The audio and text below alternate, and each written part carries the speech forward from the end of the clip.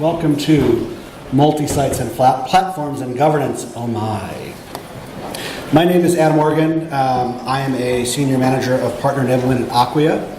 I'm Lindsay Catlett. I also work at Acquia. I'm a Senior Technical Delivery Manager.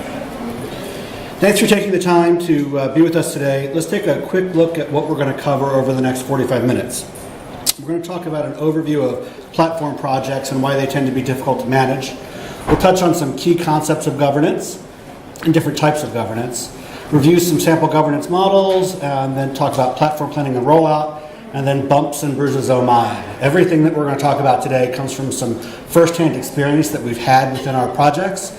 All of our lessons have nice bruises, bumps, and scars to them, and so we figured we'd frame them up that way. So, you may wonder what we mean by platform. So a platform project, it brings scalability, repeatability, and governance to the process of building websites. So platform projects, they really change how you deliver websites, and they're often part of a larger digital transformation at organizations. And from a technical perspective, when we're talking about platforms, we're usually dealing with a common core code base, page templates, branding, Drupal CMS and other CMS configuration, and integration modules. Access control and security. And so as far as these components go, combining them into a platform, the best way to think of this is a factory mindset. The factory mindset it brings standardized components, processes, and management, and they work together in an efficient and automated way. And you assemble and deliver, operate, and then govern your organization through this factory process. So this automation, it can be facilitated through technology. However, the approach cannot. And this is what makes platform projects typically very difficult to manage. Thinking of a platform like a factory is a really good way to get focused on what you're trying to accomplish here. The key here that we have found is 75% of the success of building out a platform is in your approach. 25% of it is in the automation. So what makes platform projects particularly difficult? It usually starts, as it does with every project, around scope. Scope is usually vast and not very well defined. There's also competing priorities across an organization and generally disagreement among the needs. This is a byproduct of having a bunch of stakeholders. When you're building a platform, you're building sites at scale for potentially 700 business units simultaneously. But the biggest challenge to successful platform delivery is that most teams start talking about governance far too late in the process. Conversations around how the platform is going to be governed need to start during discovery, even before architecture, and in the best case, even before the technology solution is selected. Trust me when we tell you that there is no too early in the discussion for planning for governance. So what is this governance thing that we're talking about? According to Webster's dictionary, governance is, quote, establishment of policies and continuous monitoring of their proper implementation by the members of the governing body of an organization. It includes the mechanisms required to balance the powers of the members with the associated accountability and their primary duty of enhancing the prosperity and viability of the organization. Yeah, so what does that really mean? Governance is a compass that helps you set the direction for the platform. It's going to help you to define who has authority, accountability, and decision-making power. More importantly, it's a smart framework that makes your lives a heck of a lot easier. It allows you to set standards early in the process. It also helps to flatten and streamline your processes. It puts the power of decision-making and authority and accountability back on the business unit. It doesn't have to sit within the technology piece any longer. When starting a conversation on governance, you need to start with three primary discussion points. The overall digital strategy, the business goals or key performance indicators, and the conversation around the fact that you're not building a site, you're building a platform. As it relates to digital strategy, it's really critical to have a clear understanding of a customer's digital strategy and operations for successful platform implementation. The platform will help establish internal workflow, support rapid prototyping of new tools and features, and affect everyone who uses it, or everyone that even reads content on it on a daily basis. Understanding the internal ecosystem in which a platform will be managed, the operational groups that are utilizing and supporting it, and any third parties involved are going to assist in your planning. Involving the right people at the right time is a critical element in the requirements documentation, the review, and the approval of all that completed work. As you start any initiative, it's usually a good idea to understand where you're going, and you can do that by setting goals and KPIs. In the case of a platform project, it's even more critical. Documenting the goals and the key performance indicators of that platform before development begins can ground all of your future decision making. Additionally, making a plan for the tools you're going to use to take measurements becomes critical as well. What may have been super easy to measure on a single site might be more challenging to measure on a platform. So the metrics of the project, the platform, and site success need to be well documented and understood as part of the platform architecture discussion. Understanding how goals and metrics are measured and communicated operationally is also going to assist in architecting an appropriate solution. So the third building block that Adam mentioned is this distinction between a platform and a site. So most organizations, they're pretty well equipped to define the requirements for a single site. But when building a platform, it can be really difficult to define those requirements, especially in regards to governance. And so topics that are critically important to governance, like governance structure, a change request process, workflow approval process, or like feature intake and road mapping, those must be part of the platform governance strategy, but it's often new and really uncharted territory.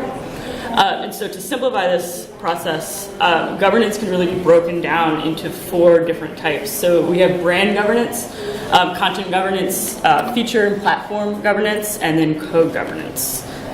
So we're going to give an overview of these 4 different kinds. So, successful platform building is based on smart governance planning. Successful governance is 75% in your approach and 25% in the automation. We've said this twice because it's super important. We're probably going to say it 5 more times over the course of the deck. So we're going to tackle both the governance piece of the approach and automation over the next few slides. From our perspective, the 75% around approach is basically non-negotiable best practices. However, the 25% for automation is open for some level of discussion. The tooling should be selected based on your technical architecture and business needs. There's a lot of ways to skin this proverbial cat. So as Lindsay mentioned, there are 4 basic types of governance when building a platform. The first is brand governance. Brand governance will ensure consistency in managing the brand promise across all channels and sites on the platform. Second is content governance, which establishes standards for how an organization communicates with its audience across the channels. Third is feature governance, which establishes how an organization works across functional areas, brands, and markets to manage innovation on the platform. And lastly, code governance establishes the standards and processes for management of the platform software development lifecycle. Each of these governance types have 3 elements to them. So we've got brand governance, content governance, feature governance, and code governance. Each one of them have these 3 elements: ownership, standards, and tools. So let's talk about brand governance and apply the idea of ownership first, followed by standards and tools. So looking at brand governance for ownership, you need to start by identifying the brand owner. This person is going to be responsible for ensuring consistency across the channels. They're going to develop an online brand strategy which establishes guardrails. We've specifically used the word guardrails, not mandates. It's going to be the 90% rule of what's going to work on the platform. As part of this, they're going to establish brand stewards who can provide advice and guidance on best practice for that particular brand. Once ownership is established, you can start to define standards. Example of the standards are a brand book for style and assets, as far as what's going to go on there, images and videos, etc. You want to be sure to create documented guidelines that are clear and available to all parties who are going to be involved in the system. And remember to be flexible and take into account different brand needs, markets, and objectives. Now that you have ownership and standards identified, you can look at tooling to support the decisions that are made. For example, a content management system for establishing brand look and feel, and asset management for ensuring consistent use of digital assets across the platform. So to put this in more Drupal language, brand governance, it's typically enforced through things like views and templates in your front-end architecture, and through tools like Panelizer and Paragraphs, and then theming to enforce the layout and styling. So the typical tools, technical tools that we use to enforce brand governance, it's things like living style guides and editorial guides in and of themselves, and then often wireframes and comps are critically important here. And then we always encourage style guide driven development as well. So moving on to content governance, again, we start with ownership first by defining roles and responsibilities for the creation, maintenance, and approval of content. Best practice here would be to establish a content committee comprised of marketing and legal and product teams, basically all of your stakeholders. Then you can move on to standards by defining the style, voice, and tone for the platform. From there, you create standards for types of content and then establish a process for auditing and reviewing the content. From a tools perspective, you'll want to create a series of approval workflows and taxonomy. And so on the technical side, content governance is enforced in Drupal through standard workflows in core, as well as like contrib modules like workbench moderation and content moderation in core. And this user roles and permissions, the granular level of control helps enforce content governance as well, and just content access controls in general. And then taxonomy is especially important as well in enforcing content governance. So now we move on to feature governance. And for this, you establish a platform owner. By establishing a platform owner and identifying brand, IT, and marketing stakeholders, you put yourself in the best position to build out a governance operations model that's usually headed by an executive committee and a change control board who's responsible for supporting the adoption, collaboration, and best practices. They'll be then charged with developing standards and processes for intake and demand management, and then determining the execution process for agile development and release management. So specific Drupal solutions here, it's really going to depend on your project. So many platform projects, they leverage automated tools for managing sites and content across brands, but there are a variety of multi-site management and content sharing solutions that are available as products to enforce this platform governance concept. And then as Adam mentioned, the fourth type of governance is code governance.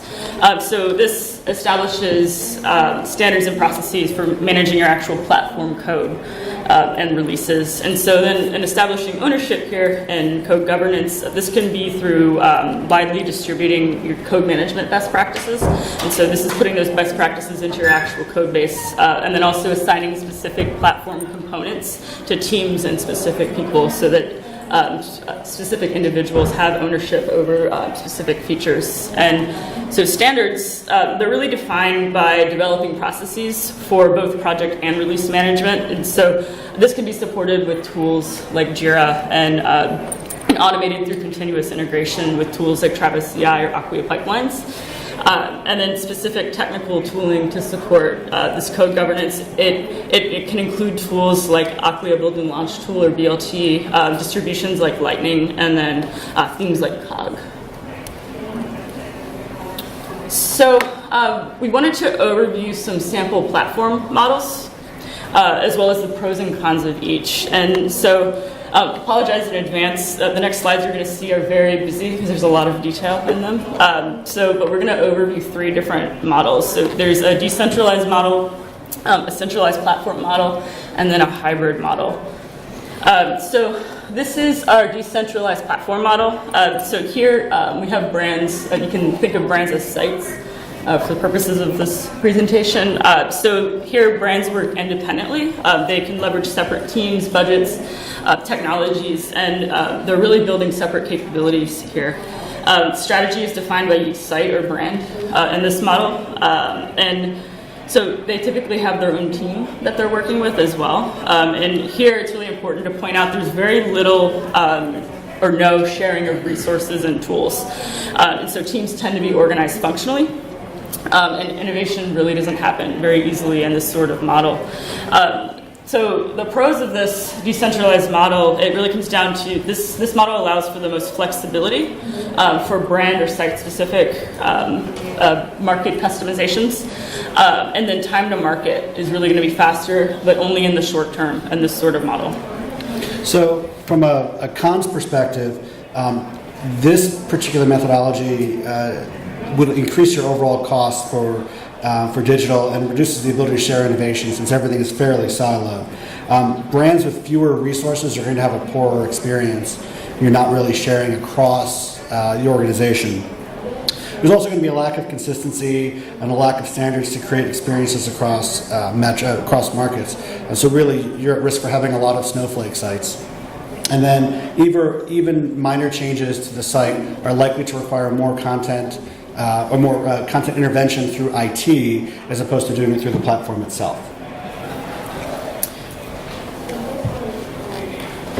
So the second model for platform is this centralized platform model. And so here you have a centralized organization. It's this corporate organization on the slide here. They're the ones deciding what brands or sites need and what they get. So they're managing feature intake, feature roadmap, that sort of thing. The tooling and the features, they tend to be pretty generic in this sort of model. And so there's really little opportunity for any flexibility or customization or localization, things like that. This is the lowest cost model. However, it can really limit you to more of a cookie cutter experience for your sites. So the pros really come down to, since we're executing at scale here at the corporate or central level, it really reduces costs, and this is the most efficient model for building your platform. Time to market tends to be much faster since it is controlled centrally like that in this method. And then the consistency of brand messaging is, you're going to have the most consistent messaging in this sort of model. Yeah. And while you're going to have a level of consistency, that does come with a few sacrifices that you have to make. You're likely to be more perceived as brochureware at that point. All of your sites are fairly cookie cutter, so there is no local brand or market flexibility, and that could create a poor market experience for some of your users. Do you have an agency example? What are agencies? So here, so where it says brand, you can kind of switch out agency for that. This model might be more relevant for agencies because this actually pulls in governance. So this is the third model, this hybrid platform model. So this actually provides a model for sharing resources and tools, but it also allows for the flexibility where needed and those guardrails where needed as well. And so here we're actually using the governance model that we've been talking about to establish that common process.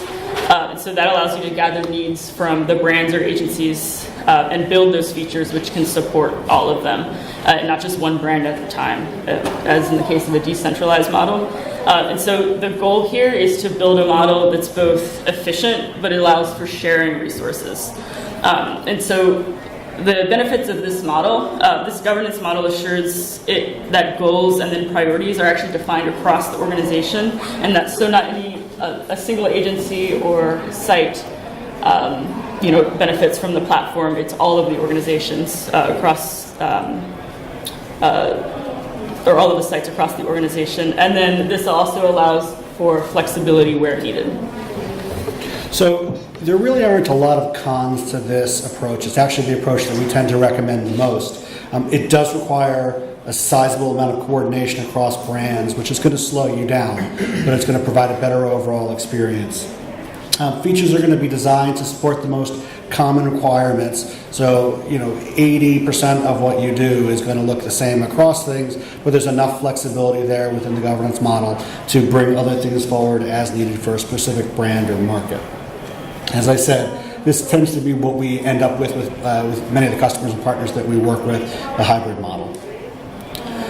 So we've just thrown about 15 years of platform building knowledge at you in the last 15 or so minutes. So I don't know about you, but that would make my head spin pretty hardcore to look at the different types of governance that needs to be in there and the different ways to manage that governance. So as a way to kind of get started here, I'm going to have Lindsay walk us through the basics of a feature matrix for a platform. It helps to frame up and simplify governance in general. So on the screen here, this is a sample feature matrix. So a feature matrix, it's going to be the clearest way to establish guidelines and then manage feature requests across the platform.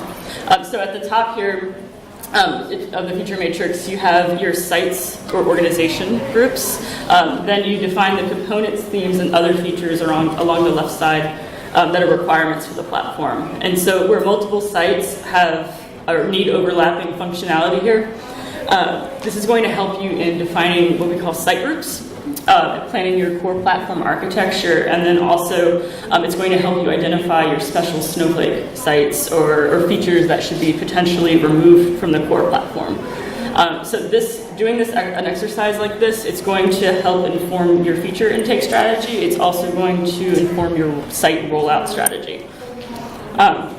So in reference to site rollout strategy, this is a critically important part of forming your governance strategy. So there's several moving parts to a rollout strategy. What it typically breaks down to, it's defining your actual strategy, creating a demo site, and then creating training and documentation for your platform. So as far as defining your rollout strategy, the questions you typically ask of your customer, it's whether you should start with a small group of sites or a few sites, whether you should do a soft launch or go live with an MVP site group. And then when you're defining this rollout strategy, it's not typically recommended to take an all-at-once approach to platform launch. And by all-at-once approach, I mean launching all of your sites or planning to launch all of your sites with all of your platform functionality. And it's typically a better approach to take a phased rollout. That will allow for addressing any bugs or issues or feedback in early releases before they may impact all of the sites on your platform. As far as a demo site, so having a demo site is usually highly recommended. So this is typically a site where all of your platform functionality is actually enabled. This is the place where you can review draft features and functionalities. This is often where UAT occurs. Any testing and training, as well as full automated testing, is typically done against the demo site. And then the third critical component of your rollout strategy should be training and documentation. And so this is often an overlooked part of a lot of platform implementations because having many users using many different sites on a shared platform code base, that documentation looks much, much different than that of a standard website. And so it's typically addressed way too late in the project for it to be good documentation. So mistakes and learning opportunities, bumps and bruises. As I mentioned at the start of our presentation, everything we're sharing with you today is rooted in our experience in delivering platforms. So it's a nice way of saying we've made our fair share of mistakes along the way. So we've kind of boiled this down to some of the most important lessons learned in implementing a governance structure to build a platform out. This one's going to seem kind of obvious, but I'm going to call it out anyway. No planning or not enough planning will sink the ship every single time. Even if you're going with an agile delivery model of any sort, or sort of iterative delivery model, platforms take planning and broad agreement on all of those plans to be efficient and effective. You're going to have a project plan, even if it's just tracking milestones. When you're building a platform, building one site at a time on that platform is not the best way to begin. The starting place is to build a demo site or a site profile, which includes the features and functionality common to all or most of the sites that are going to be in the platform, and start there, and then move forward. If you start with a snowflake, you're going to end up with a bunch of snowflakes. Figure out what that 80 or 90% rule is that everything's going to have, get that built, make that part of your demo, and everything else becomes a much shorter timeline to implement. Again, this is going to seem like an obvious one, but I'll call it out anyway. You don't want to be starting before alignment among all of the platform users is complete. It's only going to increase the complexity and the likelihood of project failure. Platforms use shared features, and so if you don't effectively align what those shared features are going to be, you're going to end up redoing it, or even worse, building snowflakes, in which case you lose the benefit of being on a platform in the first place. Not following an MVP, a minimum viable product solution path forward, is going to increase your complexity. The MVP approach serves as a practice for broad agreement on the platform features. and it makes the rest of the build go much more smoothly. And then finally, not gaining sign-off on the demo site or demo profile before proceeding. You want to get the buy-in from all of your key stakeholders that what you've got in your 80% is what's going to be most effective for everybody, and that you're ready to go. If you miss something critical here, you're likely to affect adoption and the use of the platform all the way across the board. If you fail to gain sign-off, your scope is going to slip. So, and then on the technical side, the number one risk or issue we've seen on platform projects that have struggled, it's been not accounting for platform updates as well as creating new sites on your platform. So this ties into a number of different technical topics, but to me, that's been like the number one point of failure on multiple projects. But yeah, we wanted to open up the floor for Q&A, I think. Yeah. Yes, sir. So can you name some of the platforms that you produced or that? So some of the ones we worked on are Acquia, so like SAB Miller, we have the State of New York as a agency website or agency platform that we've built. I mean, it's GovCMS. GovCMS is another huge one as well. We'll see AGov, and I mean there's a number of like Fortune 50, companies that are also taking the same approach. Yes, sir. You mentioned some different governance models, especially than a house of brands. Can you talk about a change management strategy to get those brands to agree on which governance model to use? Sure. So, we talked about it in terms of three basic governance models: centralized, decentralized, and hybrid. So I would say that the first step in that process is getting everyone to the table to have a conversation, to recognize that digital transformation is needed, and then figure out where the commonalities are, starting with a feature matrix. It's not a fast process. It's a process that in most organizations, 6 months before we're ever engaged, they're talking about it, and we come in and help them frame up the conversation. There is no silver bullet for this. Most organizations end up with some level of a hybrid model, which gives that somewhere between 75 and 85%, 90% standardization across, but enough flexibility for the brands to be able to bring things forward. And another thing that typically makes the process of it easier is to have a true product owner who owns those decisions. I know a lot of projects you are working with multiple brands, but ultimately there does need to be a single stakeholder who has the ability to make decisions on behalf of those brands. So it could be a matter of those brands requesting things, but at the same time they need to understand that they will not get everything they're requesting, and that there will be a certain amount of compromise as part of the platform if their feature is accepted as part of the platform code base. Yeah. It's a democratic process, but not really. Yes, exactly. Someone has to be comfortable sitting in that role of being the voice of the business that's going to overrule or say, no, we're not going to do that, or I'm sorry that these, if you want these features, you're going to be the 99th out of 100 sites that we're going to roll out because the 99 in front of you want all of this common code base work done. Yes, sir. Can you review the content governance again? I heard some aspects that are more process-oriented versus the actual content itself. So maybe you can fill in some gaps.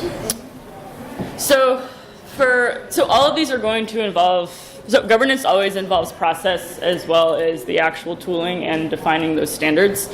So for content governance, it really depends on the organization you're working with and the sector that they're in. So you could be working with marketing groups, you could be working with legal or regulatory compliance groups as well. That's going to inform what your content governance strategy needs to be. Like if you have regulatory compliance issues in a pharmaceutical sector, for example, your content governance model is going to look very, very different than if you're just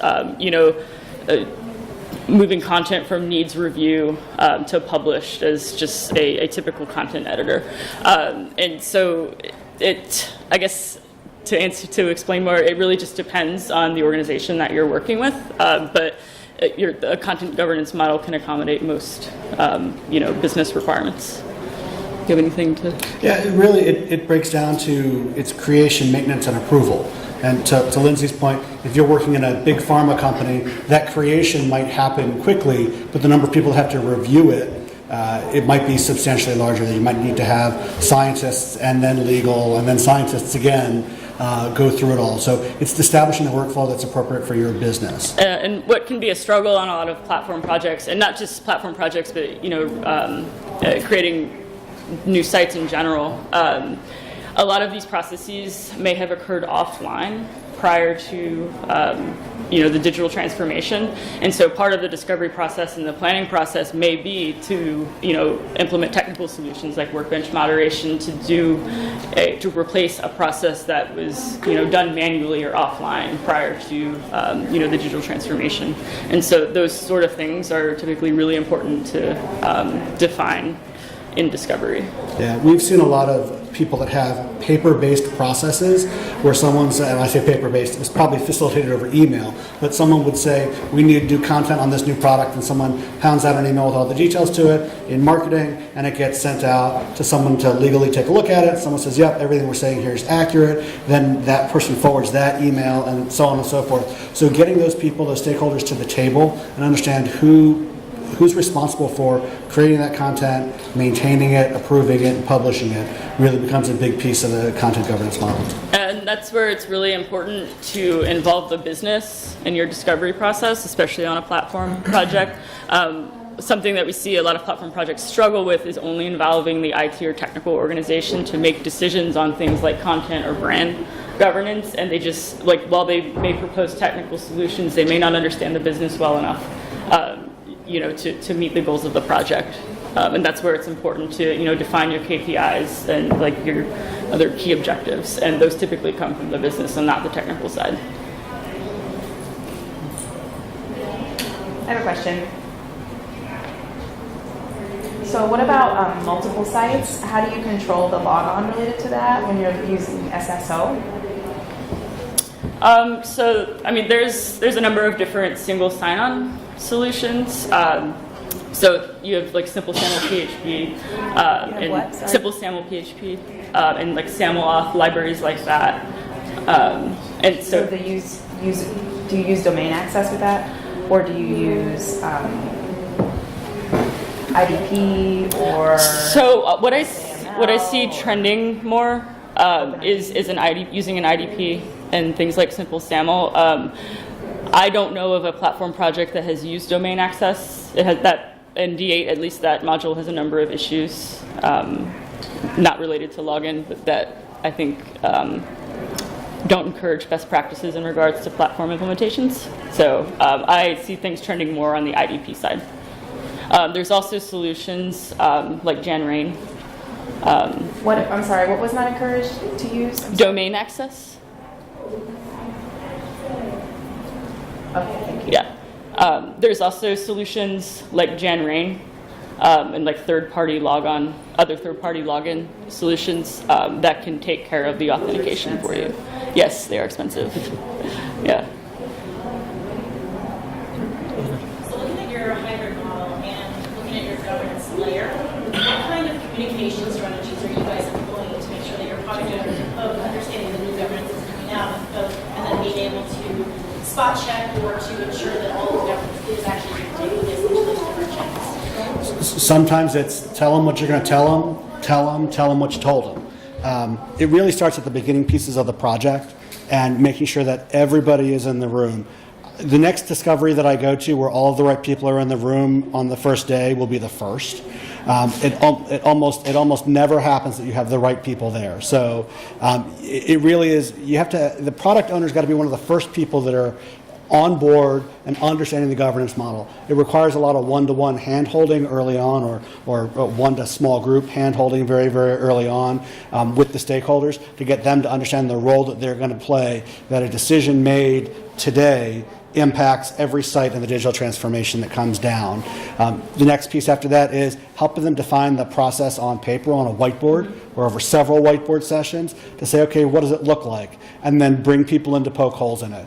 Whoever is going to be your product owner, your platform owner, has to have a rhino skin. It's got to be super thick. They've got to be ready to let people come in and poke holes in everything that they're suggesting. hopefully they come in with in the spirit of collaboration. Doesn't always happen that way, especially if there are competing priorities, but it's the starting point to get those people in there, start having the conversations. Difficult, fierce conversations are better than no conversations. If you're having those conversations early, reminding them why they're having them and why it's important, you've got your best chance of success. But there is no silver bullet on this. This is hard. Yeah, and another important thing to remember, a governance model and a process is only as good as its documentation. You can talk about governance model or processes in discovery all you want, but if you don't write them down and make them policy, and I mean, there's ways, there may be an internal system where things need to be documented. We've also, set up wikis and like things like Confluence to document things, but on platform projects, it is critically important to do documentation early and often, and especially in regards to the governance process. These are often very, very new concepts for organizations, and so it's just a good idea to get this material in front of your stakeholders as early as possible.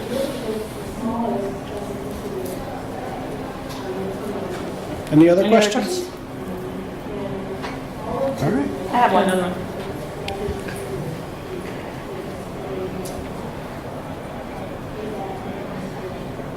What do you think about using an organic group? Do you think that would be easier to supervise, or do you think that that would add more layers of complication? I've seen organic groups be successful for like academic platform projects. I mean, it really just depends on the requirements of your project, as well as your requirements for like content access and things like that. I think organic groups can be a good solution. It's just not there's no one-size-fits-all solution for a platform. And I mean, that has worked very well for some sectors and for some platforms. It's not worked very well for others. Yes. I would say in my experience, organic platforms are actually, or organic teams are actually the least successful because they make too many educated guesses because they think they have the answer.